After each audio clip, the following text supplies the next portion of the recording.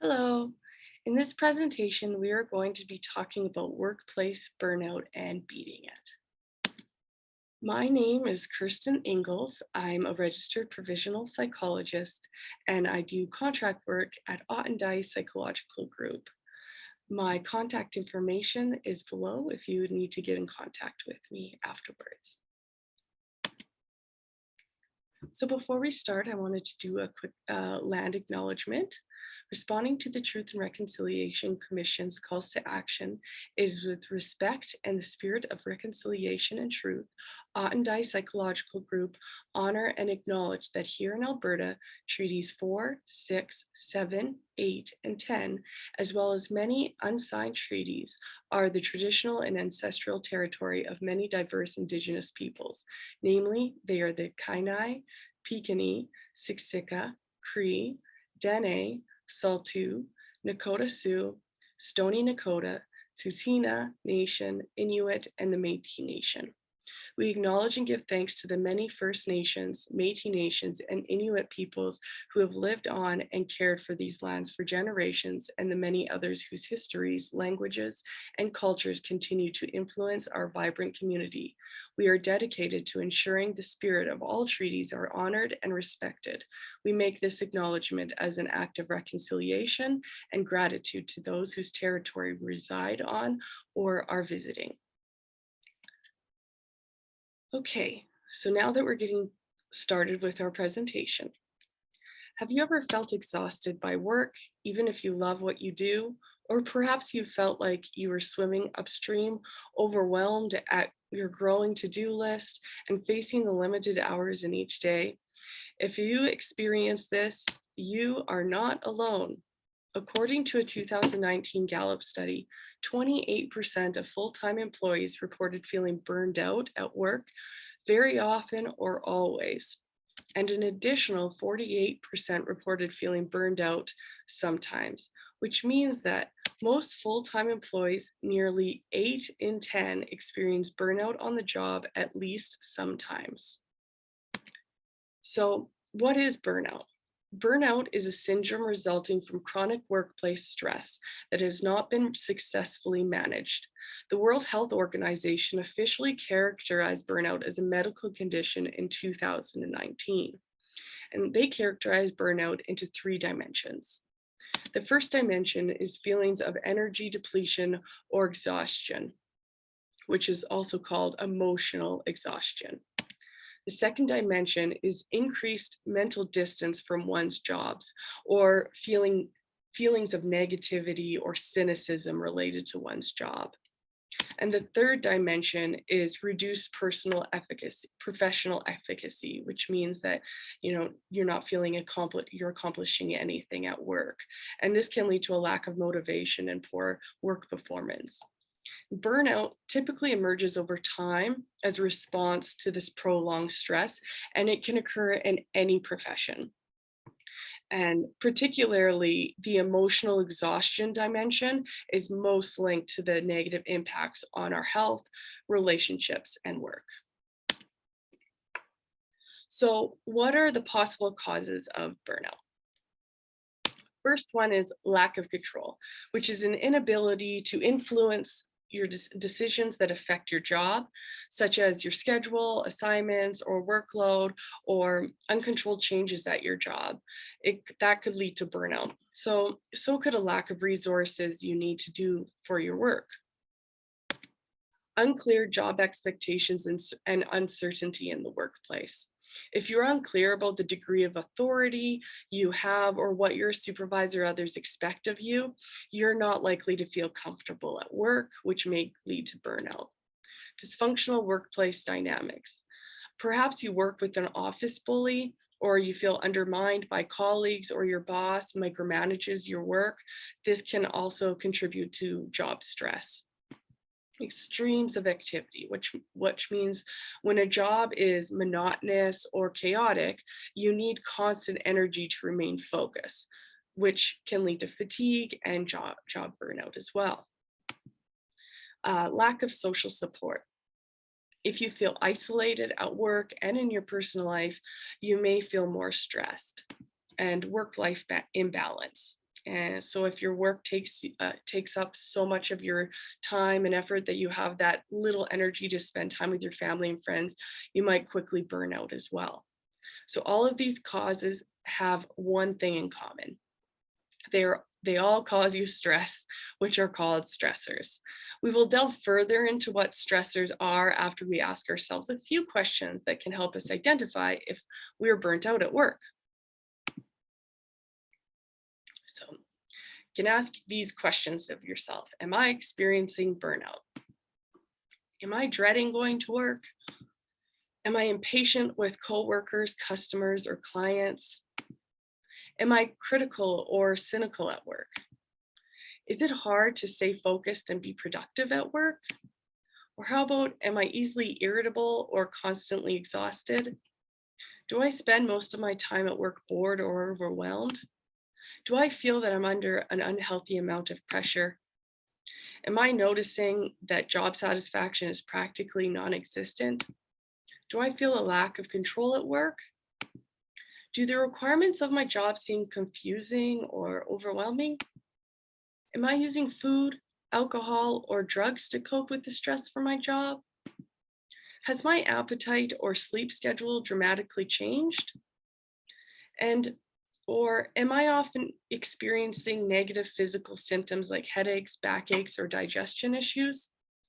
If you answered yes to a lot of these questions, you may be experiencing burnout. But however, some of these symptoms are linked to other mental health issues.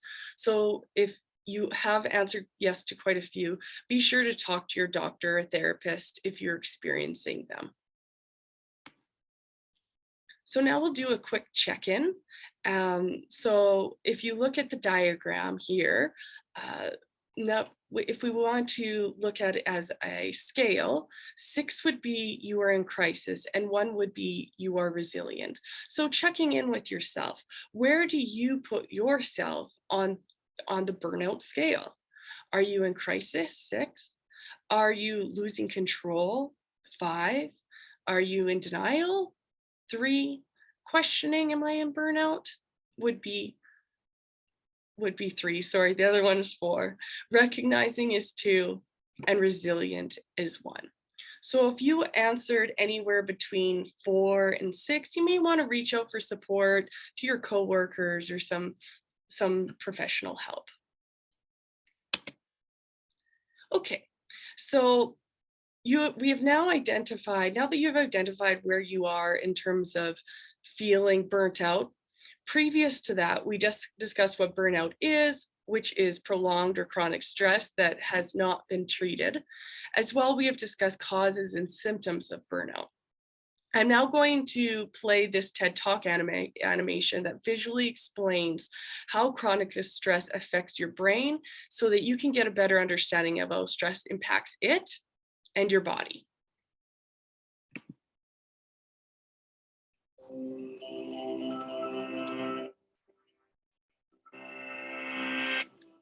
Are you sleeping restlessly, feeling irritable or moody, forgetting little things, and feeling overwhelmed and isolated? Don't worry, we've all been there. You're probably just stressed out. Stress isn't always a bad thing. It can be handy for a burst of extra energy and focus, like when you're playing a competitive sport or have to speak in public. But when it's continuous, the kind most of us face day in and day out, it actually begins to change your brain. Chronic stress, like being overworked or having arguments at home, can affect brain size, its structure, and how it functions, right down to the level of your genes. Stress begins with something called the hypothalamus pituitary adrenal axis, a series of interactions between endocrine glands in the brain and on the kidney, which controls your body's reaction to stress. When your brain detects a stressful situation, your HPA axis is instantly activated and releases a hormone called cortisol, which primes your body for instant action. But high levels of cortisol over long periods of time wreak havoc on your brain. For example, chronic stress increases the activity level and number of neural connections in the amygdala, your brain's fear center. And as levels of cortisol rise, Electric signals in your hippocampus, the part of the brain associated with learning, memories, and stress control, deteriorate. The hippocampus also inhibits the activity of the HPA axis, so when it weakens, so does your ability to control your stress. That's not all, though. Cortisol can literally cause your brain to shrink in size.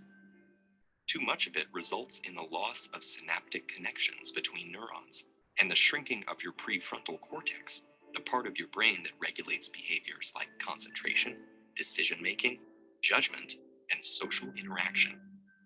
It also leads to fewer new brain cells being made in the hippocampus. This means chronic stress might make it harder for you to learn and remember things, and also set the stage for more serious mental problems like depression and eventually Alzheimer's disease.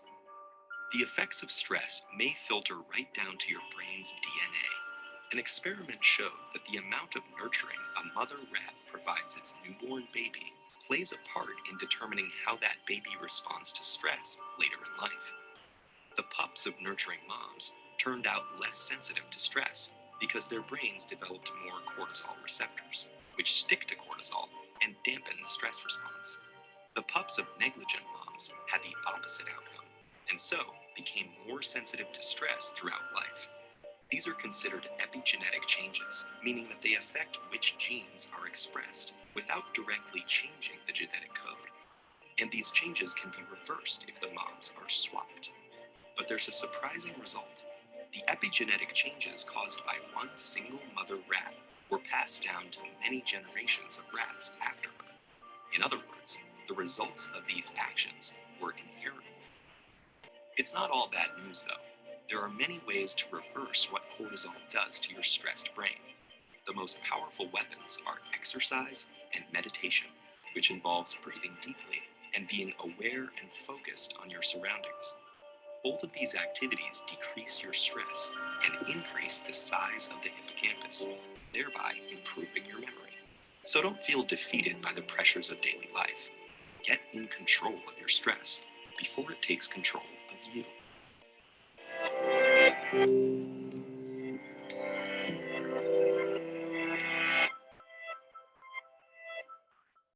Okay, so as you can see, experiencing chronic stress impacts your brain, and as a result, your actions and behaviors in life.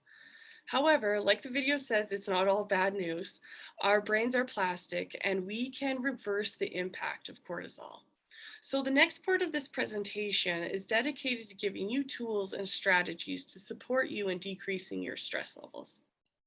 But before we do, I want to discuss this. I want to discuss the difference between stressors and stress, because dealing with stress is separate process from dealing with the things that are causing you stress.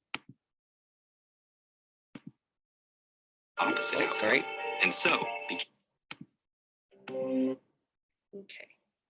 So stressors Stressors at work, such as unclear job expectations or dysfunctional workplace dynamics, as we discussed before previously in the presentation, they activate the stress response in your body, which is that fight or flight or freeze state. And these stressors may be interpreted by your body as threats.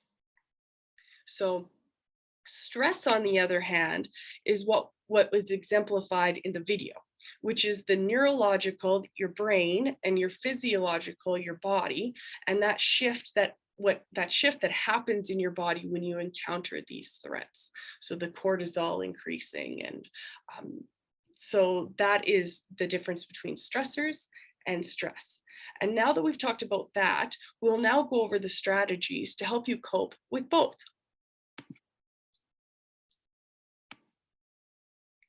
So the strategies for stressors. First, we want to think about, okay, what is this stressor, and can I control it? What is in my control? And if you can't control it, first you identify what is your stressor or problem is, and then you analyze it, make a plan based on your analysis, and then execute it. So problem solve and take action. This may look like writing lists or keeping calendars, or even reaching out to or talking to somebody such as your supervisor. So, by discussing specific concerns with your supervisor, maybe you can work together to change expectations or reach compromise or solutions. Try to set goals for what must get done and what can wait. Another a strategy that you can use for a stressor is establish boundaries around them. That might make meaning a rule, might mean making a rule to not check your email or your email at home or at a certain time during a day, or maybe not even answering the phone during dinner, something like that.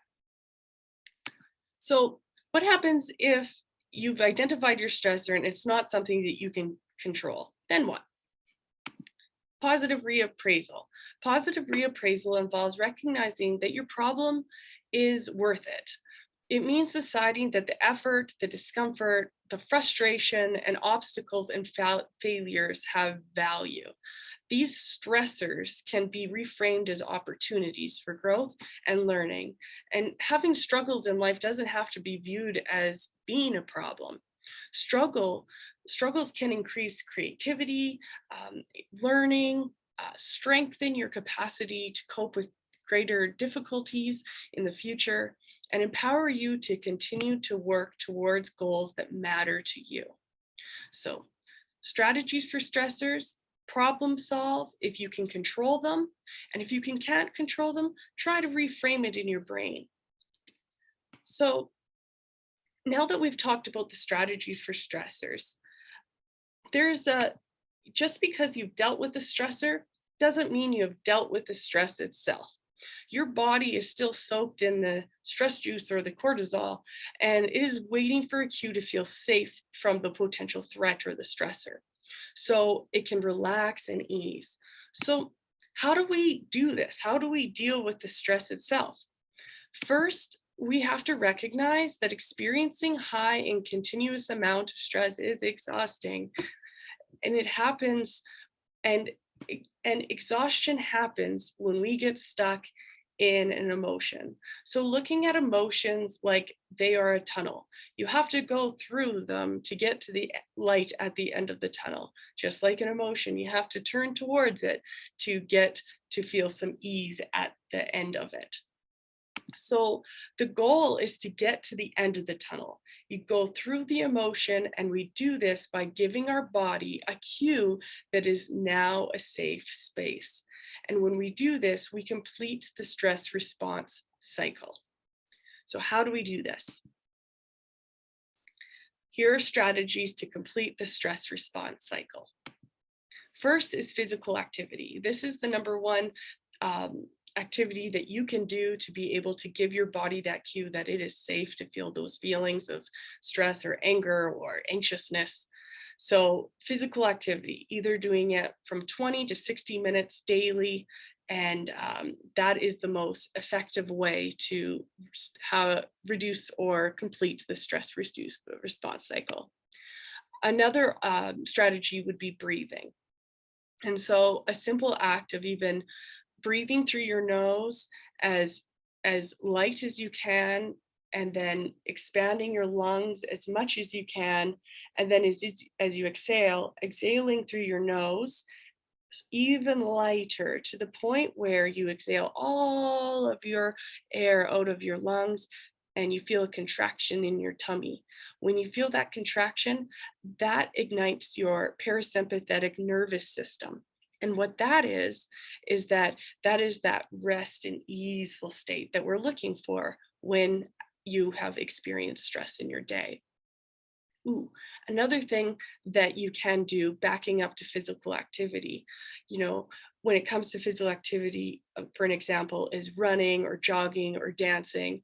But say that you're in the middle of your work day and you're having a hard time being able to get up and do physical activity. Even the matter of tensing your body as much as you can for 20 seconds and then all releasing it, that can also help you and your body get into that easeful state. So coming back to the next strategy, positive social interaction, and that is around your work colleagues, having a positive communication with them. It may even if you're going to for a coffee and going to your coffee barista and say, hey, you have nice earrings today, or I really like your shirt. Just that positivity can really help your body feel at ease inside. This is the one I really like is laughter. That not just that, that fake laughter, but that real belly rolly laughter in your gut, the one that just almost lose control of yourself. That really can help you feel at ease. And sometimes even thinking about those moments that you laughed, or the things that have created that laughter in you, can really create ease in your system. Affection. This one is one of my favorites as well. And so an example of affection is giving somebody that you love or feel safe with, a 20-second hug at least. It not necessarily about the time, it's about how you can feel your body really shift that process, that physical process of into ease. So what you do is you hug somebody that you feel safe with, and not that you're leaning on them or they're leaning on you, just where you can create your own body weight for each other, with each other, and just sit there and hug for at least 20 seconds and feel their breath. And if you get curious, what you'll notice is that you'll feel that shift in your chemistry in your body. That's when you know that your nervous system has been at ease. Another one is a big old cry. So letting that stress of the day just out, completely out. And sometimes I find that when we um, think about the things that are making us stressed out, it can make us cry even more and kind of get us trapped in that cycle still. But when we're crying, almost like turning towards the physical activity of crying, what does it feel like? What are my tears? Are they cold? How many tears have I just cried? Am I feeling? Is it a little salty? Am I feeling salt, or am I smelling anything? Just come and get back into your bodily senses while you're crying. That can help you create that ease in your system. And lastly, creative expression. So drawing, writing, expressing yourself where your inside feelings are on the outside of you. So those are strategies that you can use for if you're feeling that you are that gives your body that stress, and that gives your body that ease when you feel that stress. And so additional strategies are, if what you've done all of that and you're still feeling like, "Whew, I am really stressed out and I'm having a hard time regulating my body and feeling at ease," take take a time off or a break, um, to unwind, so you can come back to feeling and reinvigorated and ready to perform at your best. And when you're not able to take time off, just get a quick boost by turning off your smartphone or focusing your attention on a non-work activities for a while. This may give yourself some ease in your day. Also, accepting help from a trusted friends and family members can improve your ability to manage stress and your stressors. Your employer may also have stress management resources available through an employee assistance program, including online information, available counseling, and referral to mental health professionals if needed. So, if you continue to feel overwhelmed by work stress, you may want to talk to a psychologist who can help you better manage stress and change unhealthy behaviors. Self-compassion is another strategies that you can use. Just the mere fact of acknowledging, oh, look, I'm feeling stressed right now. You know what? I think other people in my situation would feel stressed as well.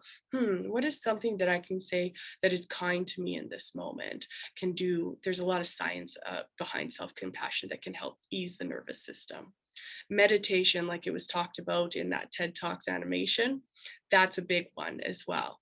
So some apps that can help you meditate are Calm, Insight Timer, Headspace, or Waking Up with Sam Harris. podcast that I found was very interesting and beneficial is the Huberman Lab podcast. Andrew Huberman is a neuroscientist, and he takes a very big, deep dive into what emotions are and how stress impacts the body and the brain. It's really, really interesting if you wanted to get a better understanding of how managing stress and your anxiety.